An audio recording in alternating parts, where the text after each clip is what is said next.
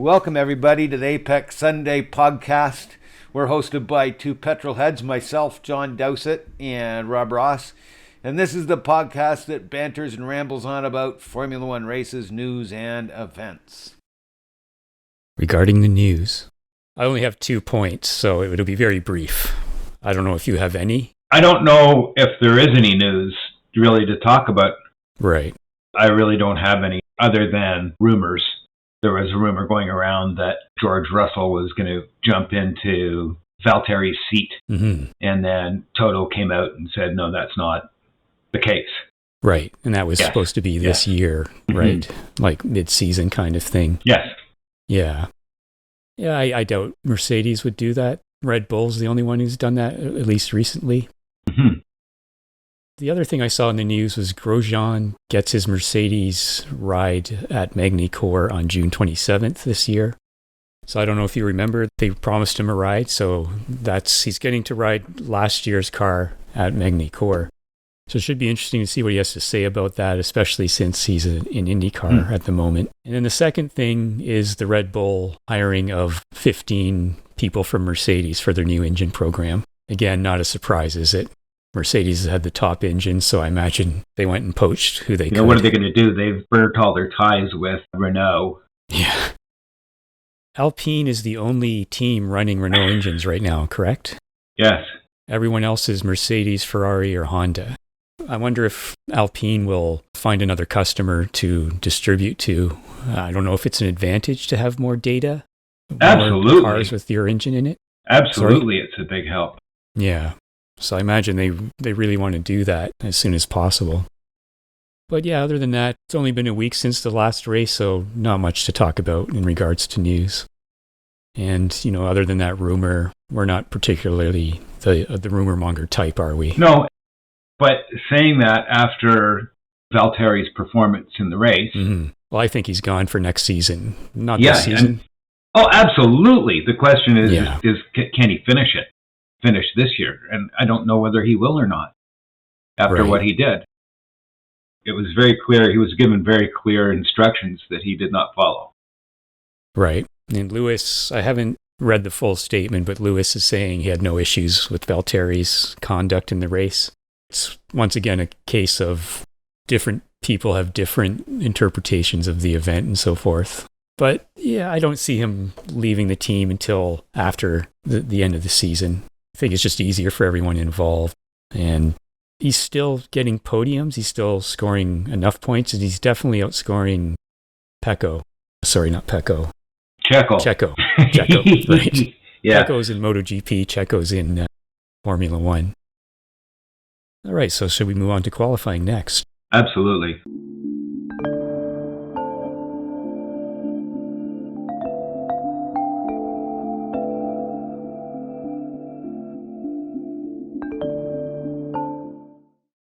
The biggest news is the Century of Poles 100 for Lewis Hamilton, which is not a surprise. If we look at the historical numbers, we have Hamilton at the top at 100, Schumacher at 68, Senna at 65, Vettel at 57, Clark 33, Prost 33, Mansell 32. What's really surprised me is Rosberg, as in Nico, at 30. Fangio at 29 and Häkkinen at 26. Those are the top 10 pole positions in Formula One of all time. Now, before you respond, let me give you the amount of entries to achieve those pole positions. So for Lewis, he did 100 in 270 races. Schumacher, 68 in 308. Senna, 65 in 162. Vettel did 57 in 262. Jimmy Clark, 33 in 73 races. Alain Prost, 33 in 202. Mansell, 32 in 91. Rosberg, 30 in 206. Fangio, 29 in 53. So that's quite spectacular. And Mika Häkkinen at 26 in 165 attempts. As we both know, stats do tell a story, but you can also make some pretty erroneous conclusions from those stats, correct? For instance, Fangio at almost 50%, but, a different era and so forth. For me, I think reliability over the last 10 years and throughout most of Lewis's career has helped him achieve this, as well as, he's just very fast. He's one of the best drivers we've ever had. What are your thoughts on this achievement? He's had the car, right? Yep. And I think the only way to compare that top 10 list is, as you say, is by percentage polls. Fangio, if you talk to any current F1 driver, they will say the greatest driver of all time is Fangio. It's simple. It's simple. I mean, the guy just did it. Mm-hmm. Can you compare it today? You can't compare it to today. But I do believe that it's a matter of percentages, and they're mixed up a little bit there. Clark, in Clark's day, how many races there were there? In Clark's time, I think there were 11 races a season. Yeah, right. There were always many, or much more less than we have now, right? They're trying to get up to 25 a season. All the numbers will change and be inflated. And the point system has changed too, although that doesn't affect And on polls. top of that, we've got what we've discussed in the past, which is the fact that the Armco barrier were trees. So it makes those early days of Prost, not Prost as much, but Clark and Fangio just insane. Crazy. And do you think qualifying wasn't as important in the past, or do you think that's changed, or it's relatively the same, or we don't know? We haven't really looked into it. I think it's always been important. And not only that, but they used to have points for pole at one point in time, way back when. I think they should bring that back.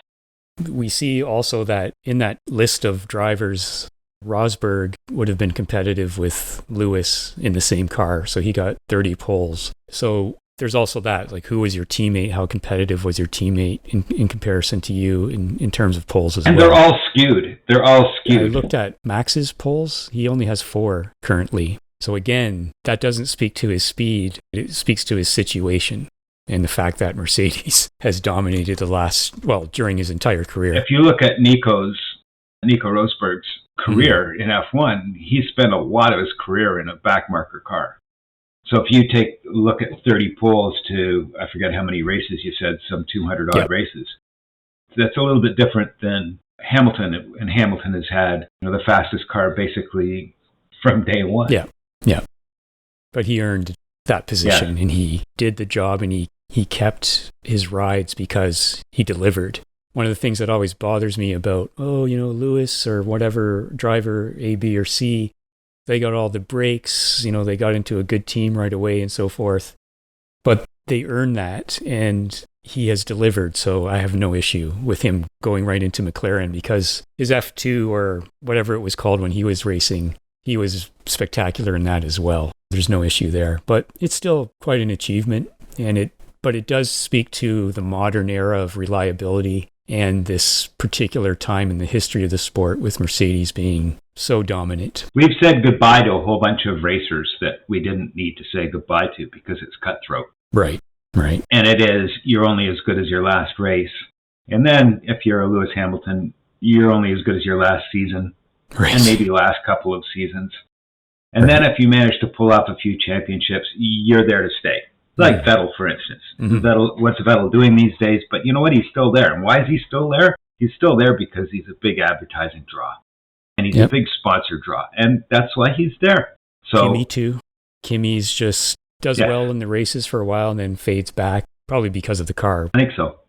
I think it's Alonso now. Is he the oldest driver in F1 at the moment? If you were to throw him in the Mercedes, he would win every race. I truly believe it. Same with Alonso.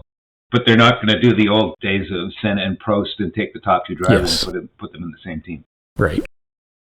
No, I mean, if Bottas is out next season, I guess it would be Russell. Absolutely. And if Lewis stays, Other things in qualifying, it was your typical session. Russell again in Q2, which again threatens Bottas's position, I think, because he's taking his car and taking it beyond what it can do.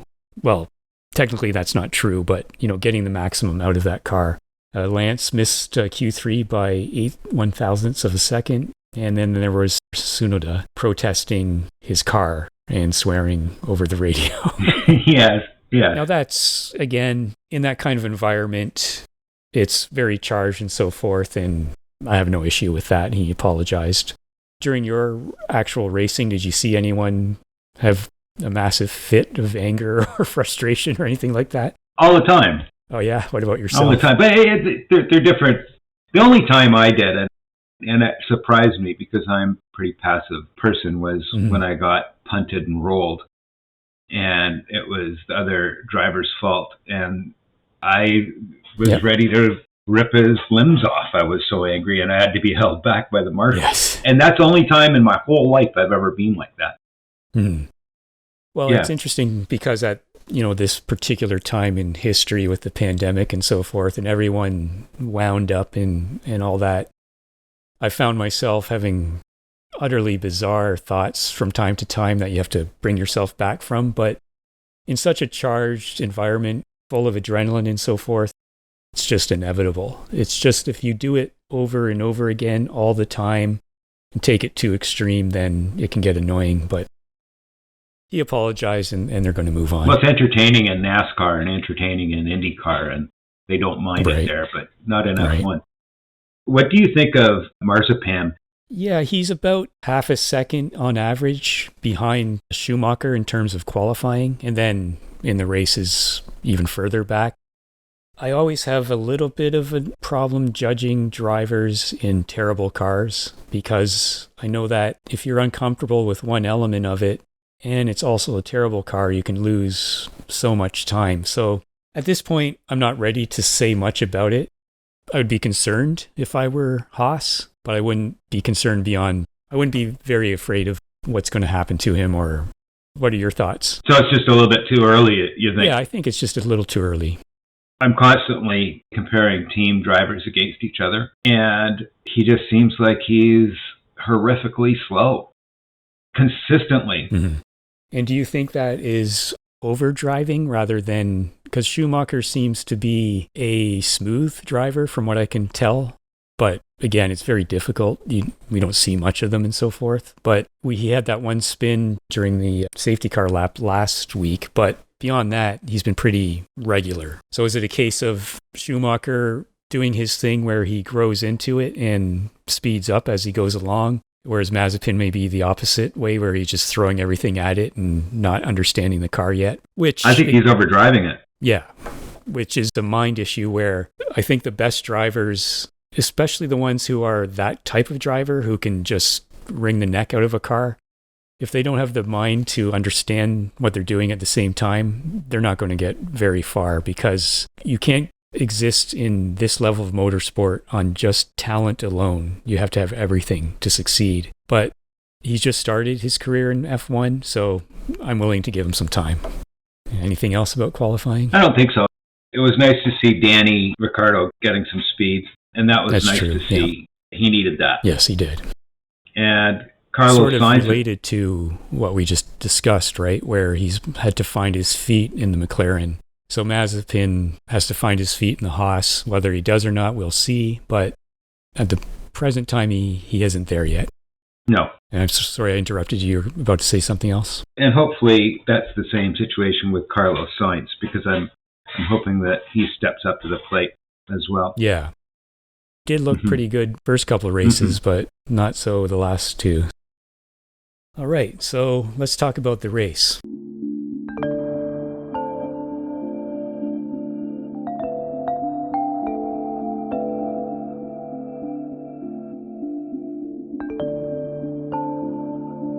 There were spectators. The Alpines were showing incredible promise in qualifying and practice, and that all seemed to go away. Yes. And did they report any massive temperature changes or why that would happen? Don't know. Still don't know. Haven't heard anything. And I found it interesting that they announced that 27 of the 30 wins at this circuit were from the front row. So kind of used to boring races from Barcelona, but this time we had a pretty interesting race because of some strategy decisions. And for once, when Lewis was behind Max, I actually thought he's actually going to be able to pass him this time instead of falling slowly back. He just seemed to be able to stay within a certain distance and then close it whenever he wanted. So I really enjoyed watching them fight each other. And although it was largely strategic with pit stops, Max pitted without informing his team. So there was a slight delay there. And then we had that decision with Mercedes deciding to pit Lewis twice, and it all worked out very well. And Red Bull were out-strategized big time in this race. And going back to what I said last race with, I'm thinking Mercedes is going to get the upper hand in terms of Lewis, at least. Again, the team and Lewis beat Max and Red Bull this time, and it was pretty exciting for me. What did you think of that whole battle? I looked at it and thought, why didn't they just bring Max in right then? Yes, yeah. And if they brought him in right then we would have had some nice dicing and we wouldn't have had that huge gap. Right. But to watch Lewis put on a masterclass, I learned a lot. I learned a lot, and as a matter of fact, Lewis said he learned a lot in the press conference about Max and about Max's car. And when asked what he learned, he said, well, yeah. Right. In other words, I'm not telling you what I learned, but Max is an early breaker and Lewis is a late breaker. And if you watched those guys ring their cars out, it really showed how incredible Lewis is. And the fact that Max has to give that thing everything it's got through the corner. As we all know, the fastest way around a track is to get back on the power as soon as you can on the straight. In other words, enter the corner slow and come out fast. And that's what Max does to a T, whereas Lewis carries the speed into the corner more. But it was interesting watching that because I never really noticed that before, to the same degree. I also noticed, at least at this circuit, that we saw the back end slipping a lot more than we usually do. Like, it looked like a lot of effort was going into driving the cars. Whereas some of the races, you watch it and it looks like they're just on a Sunday drive or something. Because they probably are on a Sunday drive. Right, because of preservation and all that kind of thing too, right? They have to manage fuel, they have to manage their tires, and you know what, I've got my 3-second lead, so I'm not in DRS, so yahoo, let's go. And, let's just manage the lead. And I think we see a lot more of that than is ever let on. Right. Yeah, it was mentioned in commentary that Max and Lewis were just going away from everyone and didn't seem to be doing that type of preservation. Or to me, it's just they can do it better than the others because they're still preserving their tires, but they just happen to get more speed out of doing it while they're doing that at the same time. And that's true across all motor racing disciplines. When you see people who can manage their tires, get the most out of them, and even get a lot out of them when they're slipping and sliding where other drivers can't, it makes a massive difference. For instance, Leclerc passed Valtteri at turn 3, very nice pass. And 7 seconds later, he was 6 laps into it, he was 7 seconds behind Lewis. And because Valtteri was behind Leclerc, Valtteri lost any chance of getting to the top 2 at least. Very important to be as aggressive as possible and defend your position and not give up anything at the start of the race because it just affects you so much. But again, this time when I saw Lewis behind Max, I thought, he looks like he's going to be able to pass him. He looks like he's going to be able to stay with him and pass him. And that's what happened. So I was very, very happy with that. They both had great starts. They both had wonderful starts. And Lewis was on the dirty side. And that's the only reason he had it. And smart of him to do what he did at the start. Very smart. Yeah. He could have gotten his elbows out if he wanted to, and he didn't. Right. We had another safety car, which, have we had one at every race now? I can't even recall. We've had frequent safety cars. We had one at lap 8. This time didn't really make much of a difference. Didn't really mess up the order all that much or anything. It was so early in the race, it really didn't make any difference. They hadn't blown apart yet. Yeah, it was only a couple laps too. Yeah. But having said that, I am still, to this day, I don't know what you think about this. I don't like that they eliminated aggregate timing years ago. I'm reminded of Mansell coming back for 3 races or 2 races after IndyCar, and he raced Jean Alesi at Suzuka, and Alesi kept him behind him the entire race, and then at the last lap he let him by, and Mansell ran up to the podium, and Jean reminded him that, yeah, I let you by me on the track, but I had this amount of time aggregate from the safety car, so I'm going up there, you're not. Yes. And because Mansell was used to no aggregate timing in IndyCar already, because they'd been there for a year and a half or 2 years. So the reason they eliminated it was confusing to people, and I understand that. But it really bothers me that you can have, say, 40 laps into a race and you can have a 30-second lead. Someone does something unusual or whatever, safety car comes and all your effort is eliminated. But I've learned to live with it. So I don't know if you ever had any opinion on that. They have that in every form of racing. They, where all of a sudden there's a yellow flag and everybody bunches up again. It's not just F1. It's IMSA. Yeah. It sort of reminded me of our little discussion about, well, why don't I watch NASCAR and IndyCar? Because they finish close to each other. And the difference is they finish close to each other because of so many safety cars and flags and so forth. Whereas in MotoGP, that's true. That is not the case. They finish because they race that way. So this is just sort of my sort of thing about aggregate timing was, well, they eliminated it because it's too confusing, and I've come to accept it, but it's still a little bit of a bother to me. But anyways, that's just an aside.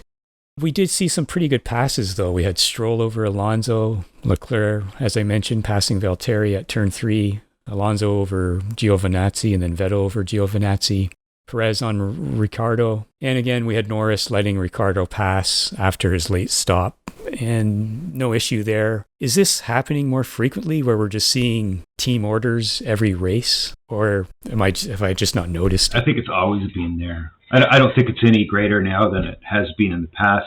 I think that the people behind the microphone are a little bit quieter about it. I think they're managing it. I think they're managing it behind the scenes. I don't think Checo has as good a car as Max, and I think that goes through the whole field. I think the number 2 driver isn't getting the upgrades. I think that they aren't getting the engineering and the chance to be out front. And if they are out front, my God, that means they're really fast. It's always been that way with Red Bull. I think it's been that way with every team. You've got to know their team orders. You've got to know that they've got different plans. We watched docs a few years ago where they, went into the season and said, who's ever into the corner first, they get first choice, and we aren't going to send anybody by you. It's your opportunity to win the race. They aren't going to tell us that during the season. I think that's always going to be with us. I don't have a problem with that. Plus, I think it's sort of an issue only when it's sort of, hey, Felipe, Alonso is faster than you kind of thing, where it's like a direct manipulation, not based on the competitiveness of each driver, but their position in the championship or something like that. I really liked all the dicing. There was so much wonderful dicing. Yeah, the coverage was better of the dicing too, wasn't it? Yes. It was wonderful. And I have to say that there were no delays during this broadcast, so I wonder if each country they go to has slightly different issues or something that may affect the broadcast. But in terms of coverage, they must have the same directors and production staff go to every country to keep it consistent, I would think. So I don't know if they've just updated their coverage or something, but it was very, very, very much improved this time. Well, either that or there were enough complaints with the last one. Right. Speaking of which, one of our wonderful subscribers, Angus, he has a comment about the last race and our sprint race ideas. He's saying, add sprinklers to corners, turn them on randomly at random corners for various random lengths of time throughout the race, unannounced, anywhere from 0 to 6 occurrences during a race. Sprinklers are controlled by computer-generated random algorithm, so no one knows when, where, or how many occurrences. Now, this is very much another wild card type of idea. And thing I thought about instantly was, in the past where the winning driver would have the wreath around his neck. So if this kind of plan was implemented, we'd have, garden hose companies sponsoring F1. So we'd have like a garden hose wreath around the driver's neck, But I like it. I think it's a good idea. Do you? Yeah. Oh yeah, I think that'd be amazing. But then I've always liked the rain. It really separates the men from the boys. Right. I don't mind it. It's solving a problem in a way that doesn't actually solve the issues that they're trying to solve. It's a temporary kind of Band-Aid kind of thing. So, but it was very amusing, and it shows that people are looking for ways to improve the show. Well, good for Angus. Yeah, so that was interesting. Mm-hmm. Other than that, though, I don't have too much more to say about this, other than it was a great race and very enjoyable and very refreshing to see this compared to the first 3 races, at least for me. Yeah, absolutely. And I can't wait for Monaco. Monaco always sort of revives my passion about Grand Prix racing. Right. I will say that Russell was in 10th at 10 laps from the end of the race, and then he fell back pretty much inevitably, I would think.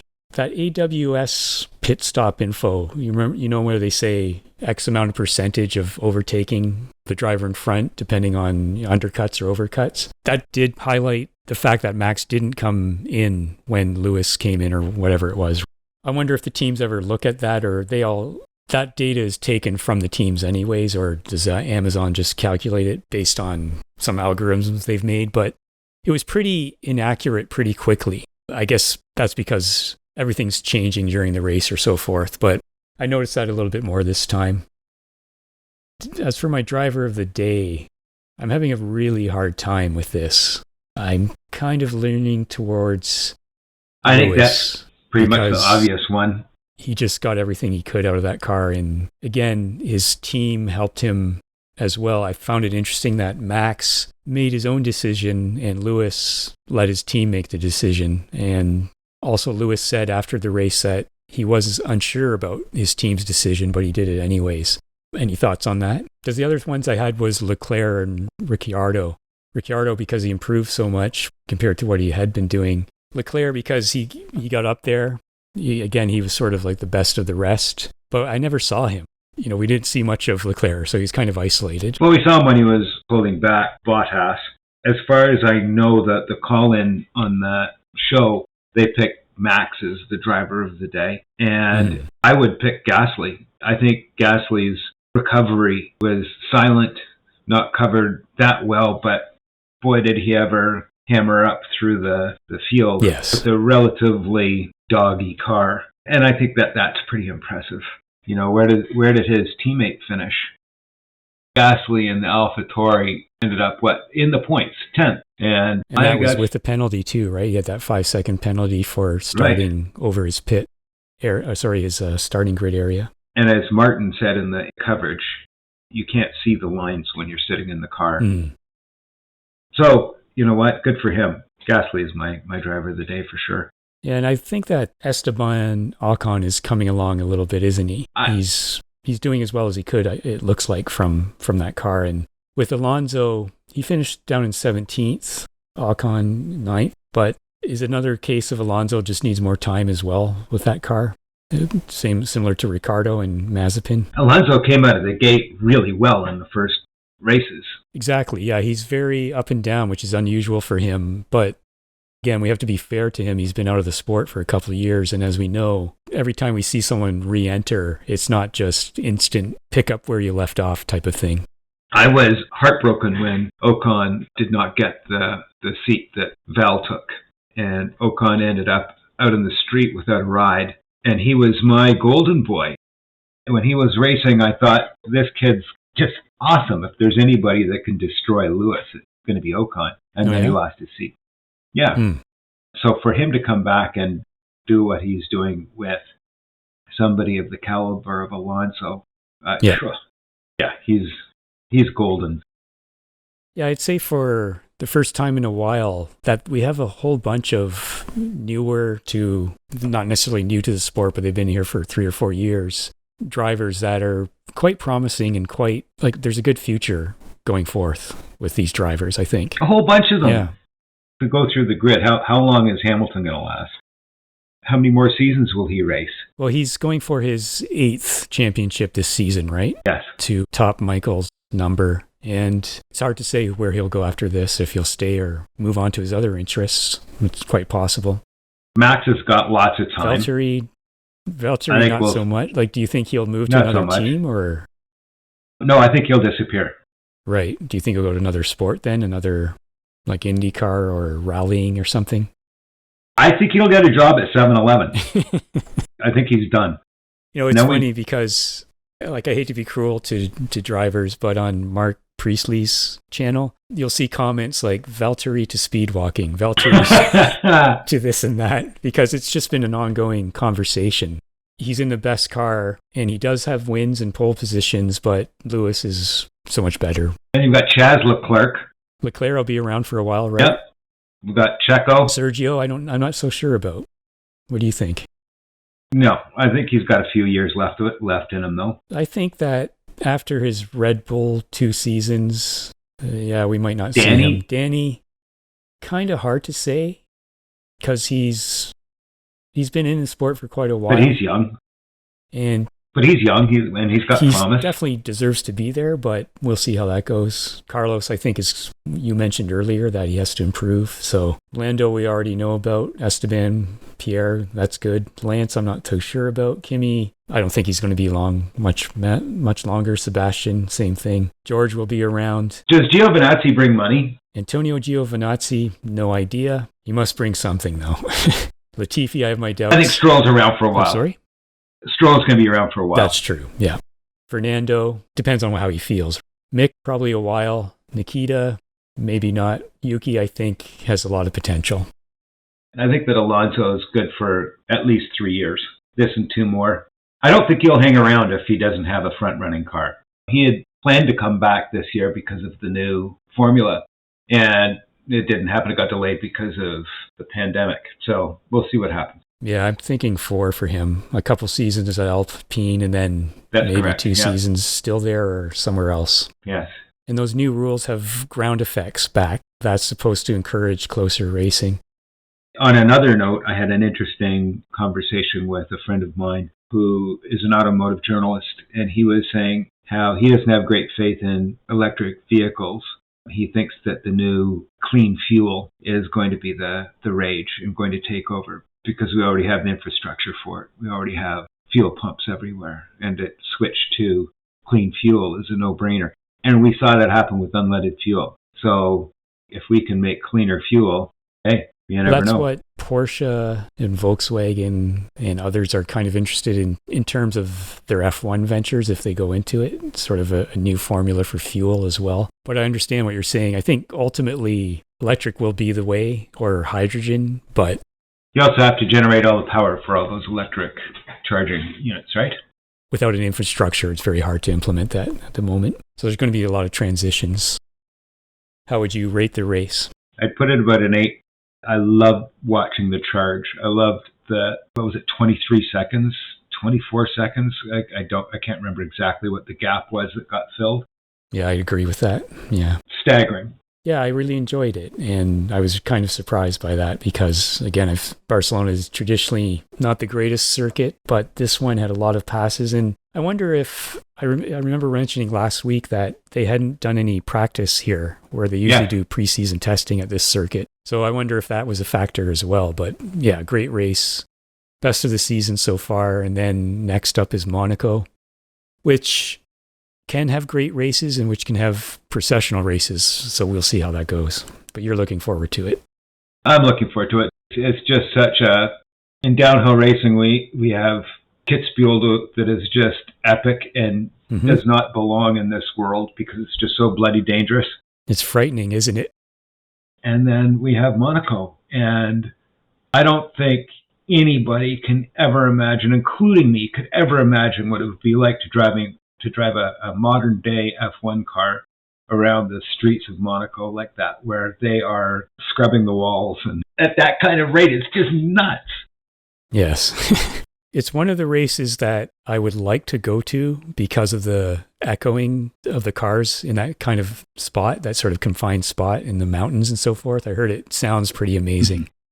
So that would be really cool to experience. I was there the week after the race and walked the course. Yeah. And there was still rubber on the road from the race. Right. And how steep is it? Very hard, because you mentioned skiing, and it's always hard for me to understand how steep the ski hills are in coverage until certain angles that often flash up for a few seconds, and you go, holy, my God, that's extremely steep. So, what's the climb up in Monaco like? Do you remember?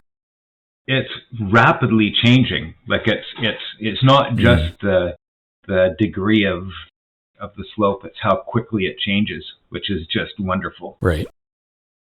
Street course in the mountains, by the ocean. It's just absolutely stunning. On your GT3 racing days, was it always on circuits? Yes. Okay, right. Was there ever any talk about street races for that kind of racing, or is it just not practical? Yeah, there There were support races for the Molson Indy and the Canadian GP, but I didn't enter it. Right. Okay. All right. Well, I think that's it for this race, and we look forward to Monaco, and thanks for the discussion, John. Thanks, Rob. See you next race. Bye. Bye.